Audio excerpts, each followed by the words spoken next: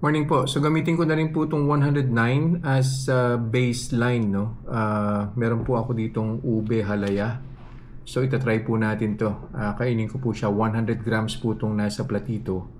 Tapos babalik po ako after an hour and we'll see kung ano po yung magiging blood sugar spike po.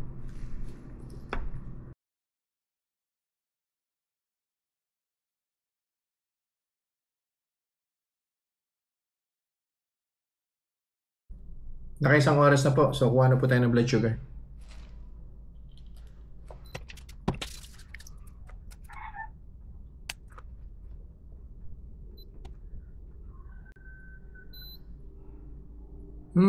Interesting.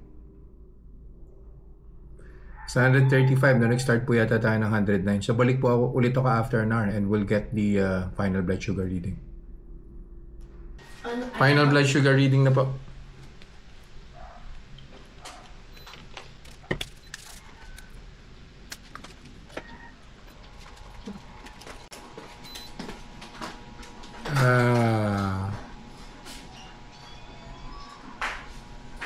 Failed experiment. 140, hindi po siya po pwede. Well, 100 grams po kasi yung kinain ko eh. I was trying to test kasi I'm planning to create or we're planning to create halo-halo for diabetic persons. So siguro kung a small scoop of the ube together with the halo-halo mix, baka pwede sakali.